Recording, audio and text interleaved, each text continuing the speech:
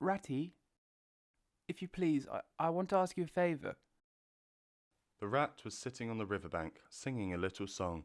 He had just composed it himself, so he was very taken up with it, and would not pay proper attention to Mole or anything else. Since early morning he'd been swimming in the river, in the company with his friends the ducks, and when the ducks stood on their heads suddenly, as ducks will, he would dive down and tickle their necks just under where their chins would be, if ducks had any chins, till they were forced to come to the surface again in a hurry, spluttering and angry and shaking their feathers at him, for it is impossible to say quite all you feel when your head is under water. At last they implored him to go away and attend to his own affairs and leave them to mind theirs. So the rat went away, sat on the riverbank in the sun, and made up a song about them, which he called Duck's Ditty. I don't know that I think very much of that little song, Rat.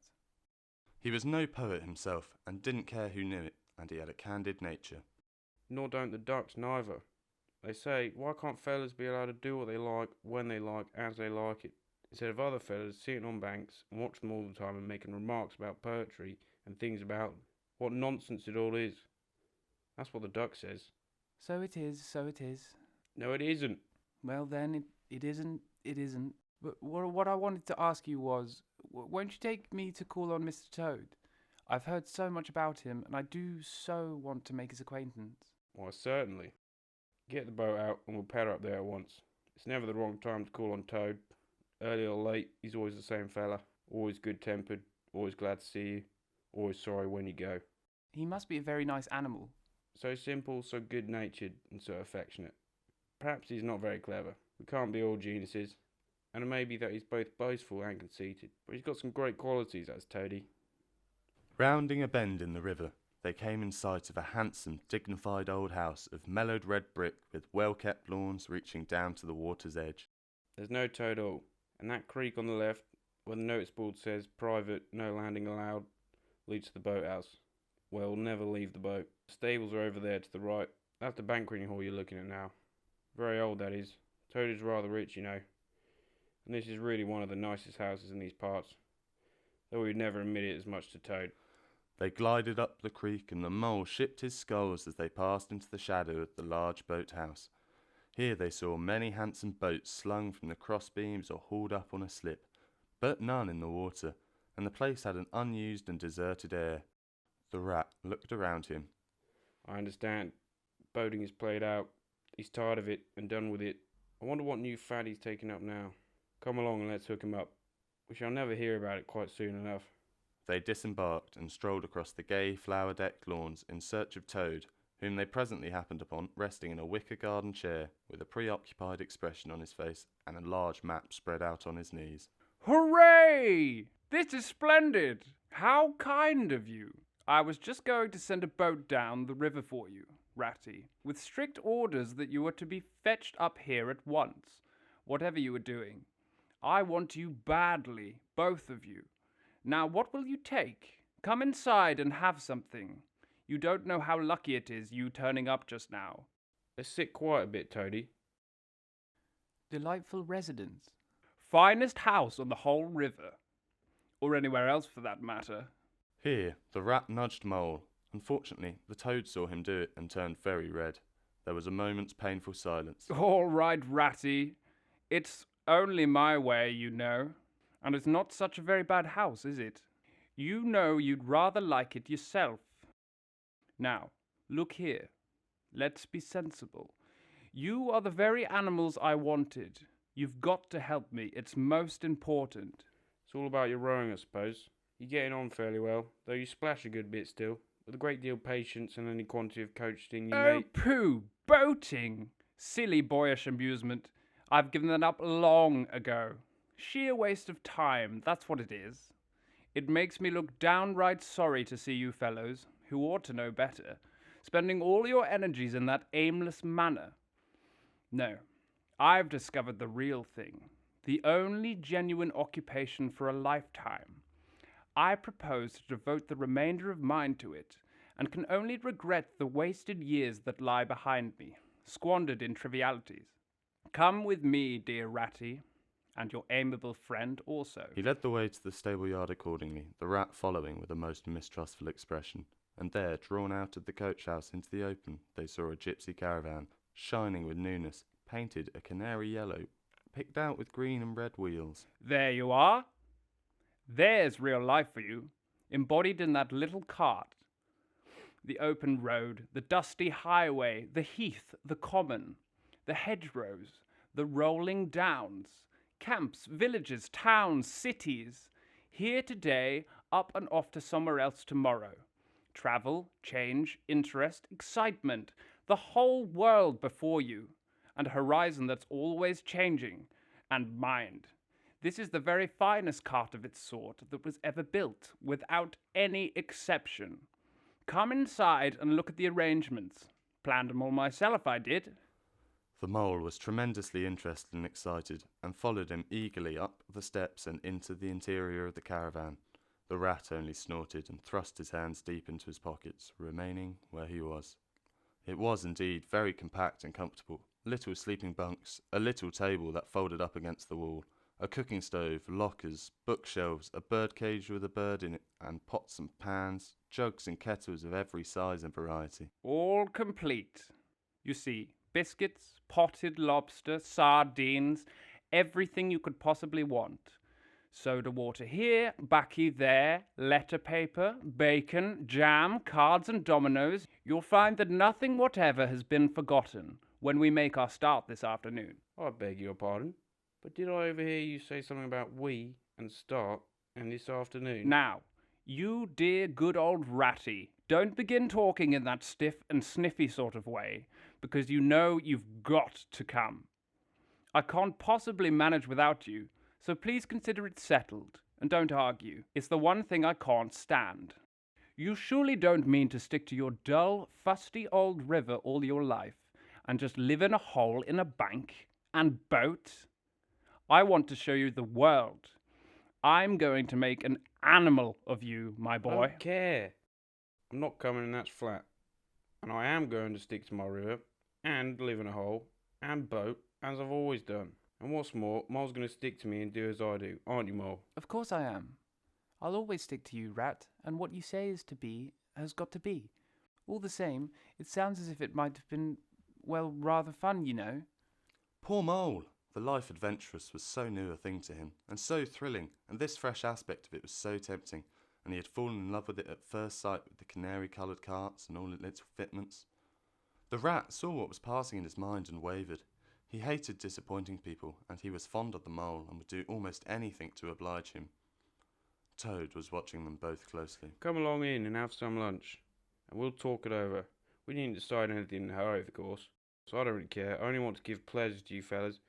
Live for others, that's my motto in life. During luncheon, which was excellent of course, as everything at Toad Hall always was, the toad simply let himself go. Disregarding the rat, he proceeded to play upon the inexperienced mole as on a harp. Naturally, a voluble animal, and always mastered by his imagination, he painted the prospects of the trip and joys of the open life and the roadside in such glowing colours that the mole could hardly sit in his chair for excitement. Somehow, it soon seemed taken for granted by all three of them that the trip was a settled thing, and the rat, though still unconvinced in his mind, allowed his good nature to override his personal objections. He could not bear to disappoint his two friends, who were already deep in schemes and anticipations, planning out each day's separate occasion for several weeks ahead. When they were quite ready, the now triumphant Toad led his companions to the paddock and set them to capture the old grey horse, who, without being consulted and to his own extreme annoyance, had been told off by Toad for the dustiest job in this dusty expedition. He frankly preferred the paddock and took a good deal of catching. Meantime, Toad packed the lockers still tighter with necessaries and hung nosebags, nets of onions, bundles of hay and baskets from the bottom of the cart. At last the horse was caught and harnessed, and they set off, all talking at once, each animal either trudging by the side of the cart or sitting on the shaft as the humour took him. It was a golden afternoon. The smell of dust they kicked up was rich and satisfying. Out of orchards on either side the road, birds called and whistled to them cheerily. Good-natured wayfarers passing them gave them good day, or stopped to say nice things about their beautiful cart, and rabbits, sitting at their front doors in the hedgerows, held up their forepaws and said, "Oh my, oh my, oh my." Late in the evening, tired and happy, and miles from home, they drew up on a remote common, far from habitations. turned loose the horse to graze, and ate their simple supper, sitting on the grass by the side of the cart. Toad talked big about all he was going to do in the days to come, while stars grew fuller and larger around them, and a yellow moon, appearing suddenly and silently from nowhere in particular, came to keep them company and listen to their talk. At last they turned into their little bunks in the cart, and Toad, kicking out his legs, sleepily said, Well, good night, you fellows. This is the real life for a gentleman. Talk about your old river. I don't talk about my river. You know I don't, Toad. But I think about it. I think about it all the time. The mole reached out from under his blanket, felt for the rat's paw in the darkness, and gave it a squeeze. I'll do what you like, Ratty. Shall we run away tomorrow morning, quite early, very early, and go back to our dear old hole on the river? No, we'll see it out. Thanks awfully, but I ought to stick by the Toad till this trip is ended. It wouldn't be safe for him to be left to himself. It wouldn't take very long. His fans never do. Good night. The end was indeed nearer than the rat suspected. After so much open air and excitement, the Toad slept very soundly, and no amount of shaking could rouse him out of bed the next morning. So the mole and the rat turned to, quietly and manfully, and while the rat saw to the horse and lit a fire and cleaned last night's cups and platters and got things ready for breakfast, the mole trudged off to the nearest village, a long way off. For milk and eggs and various necessaries the Toad had, of course, forgotten to provide. The hard work had all been done, and the two animals were resting, thoroughly exhausted by the time Toad appeared on the scene, fresh and gay, remarking what a pleasant, easy life it was that they were leading now, after the cares and worries and fatigues of housekeeping at home. They had a pleasant ramble that day over the grassy downs and along narrow by-lanes, and camped, as before, on a common. Only this time the two guests took care that Toad should do his fair share of work. In consequence, when the time came for starting the next morning, Toad was by no means so rapturous about the simplicity of the primitive life, and indeed attempted to resume his place in the bunk, from whence he was hauled by force. Their way lay as before, across country, by narrow lanes, and it was not till the afternoon that they came out on the high road, their first high road, and there disaster, fleet and unforeseen, sprang out on them. Disaster momentous indeed to the expedition, but simply overwhelming in its effect on the after career of the Toad. They were strolling along the high road easily, the mole by the horse's head, talking to him, since the horse had complained that he was being frightfully left out of it, and nobody considered him in the least. The Toad and the water rat walked behind the cart talking together. At least, the Toad was talking, and Rat was saying at intervals, Yes, precisely. And what did you say to him? and thinking all the time something very different, when far behind them they heard a faint warning hum, like the drone of a distant bee. Glancing back, they saw a small cloud of dust with a dark centre of energy advancing on them at incredible speed, while from out the dust a faint poop poop wailed like an uneasy animal in pain. Hardly regarding it, they turned to resume their conversation, when in an instant, as it seemed, the peaceful scene was changed, and with a blast of wind and a whirl of sound that made them jump for the nearest ditch, it was on them. The poop poop rang with a brazen shout in their ears. They had a moment's glimpse of an interior glittering plate glass and rich morocco, and the magnificent motor car, immense, breath-snatching, passionate, with its pilot tense and hugging his wheel, possessed all earth and air for a fraction of a second, flung an enveloping cloud of dust that blinded and enwrapped them utterly, and then dwindled to a speck in the far distance, changed back into a droning bee once more. The old grey horse, dreaming as he plodded along of his quiet paddock, in a new raw situation such as this, simply abandoned himself to his natural emotions, rearing, plunging, backing steadily, in spite of all the mole's efforts at his head and all the mole's lively language directed at his better feelings. He drove the cart backwards towards the deep ditch at the side of the road. It wavered an instant, then there was a heart-rending crash, and the canary-coloured cart, their pride and their joy, lay on its side in the ditch, an irredeemable wreck. You villains! You scoundrels! You highwaymen! You road hogs! I'll have the law of you! I'll report you! I'll take you through all the courts! His homesickness had quite slipped away from him, and for the moment he was the skipper of the canary-coloured vessel, driven on a shoal by the reckless jockeying of rival mariners, and he was trying to recollect all the fine and biting things he used to say to masters of steam launches when their wash, as they drove too near to the bank, used to flood his parlour carpet at home.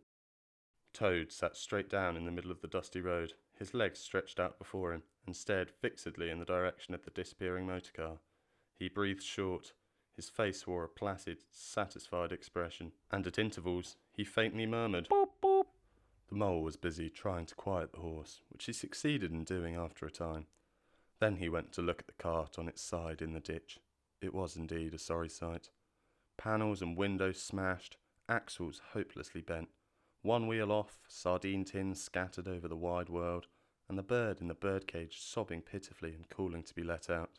The rat came to help him, but their united efforts were not sufficient to right the cart. The toad never answered a word, or budged from his seat in the road, so they went to see what was the matter with him.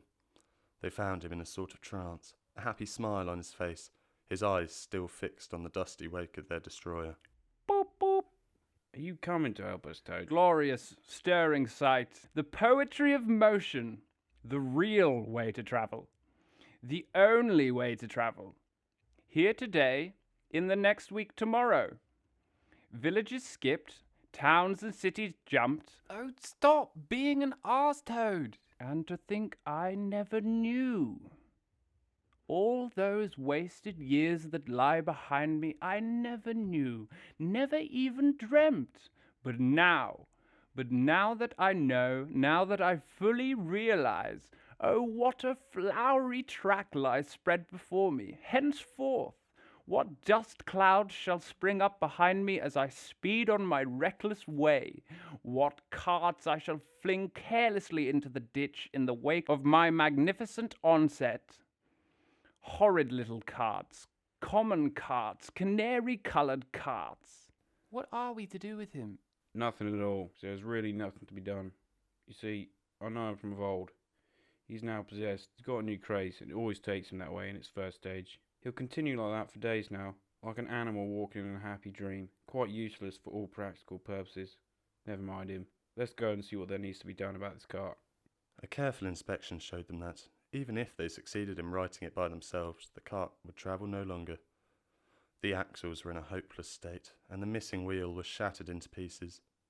The rat knotted the horse's reins over his back and took him by the head, carrying the birdcage and its hysterical occupant in the other hand. Come on. It's 5 or 6 miles to the nearest town. We shall just have to walk it. The sooner we make a start, the better. But what about Toad? We can't leave him here sitting in the middle of the road by himself in the distracted state he's in. It's not safe. Supposing another thing... Oh, bother, Toad. I've done with him. They had not proceeded very far on their way, however, when there was a pattering of feet behind them, and the toad caught them up, and thrust a paw inside the elbow of each of them, still breathing short and staring into vacancy. Now look here, Toad. As soon as you get to the town, you'll have to go straight to the police station, see if they know anything about that motor car and who it belongs to, and lodge a complaint against it. And then you'll have to go straight to a blacksmith's or wheelwright's and arrange for the cart to be fetched and mended and put to rights. It'll take time, but it's not quite a hopeless smash. Meanwhile, the mole and I will go to an inn and find comfortable rooms where we can stay till the cart's ready, until your nerves have recovered from their shock. Police station? Complaint? Me complain of that beautiful, that heavenly vision that has been vouchsafed to me? Mend the cart? I've done with carts forever. I never want to see the cart or to hear of it again. Oh, Ratty, you can't think how obliged I am to you for consenting to come on this trip. I wouldn't have gone without you, and then I might have never seen that swan, that sunbeam, that thunderbolt. I might never have heard that entrancing sound or smelt that bewitching smell. I owe it all to you, my best of friends. The rat turned from him in despair. See what it is? He's quite hopeless. I give up. When we go to the town, we'll go to a railway station, and with luck we may pick up a train that'll get us back to the riverbank tonight. And if you ever catch me going a pleasuring with this provoking animal again... He snorted, and during the rest of that weary trudge addressed his remarks exclusively to Mole. On reaching the town, they went straight to the station and deposited Toad in a second-class waiting room, giving a porter 2p to keep a strict eye on him. They then left the horse at an inn stable, and gave what directions they could about the cart and its contents. Eventually, a slow train having landed them at the station not very far from Toad Hall, they escorted the sleep-bound, sleep-walking Toad to his door, put him inside it, and instructed his housekeeper to feed him, undress him, and put him to bed. The following evening, the Mole, who had risen late and taken things very easy all day, was sitting on the bank fishing, when the rat, who had been looking up his friends and gossiping, came strolling along to find him. Heard the news? There's nothing else being talked about all along the riverbank. Toad went up to town by an early train this morning, and he ordered a large and very expensive motor car.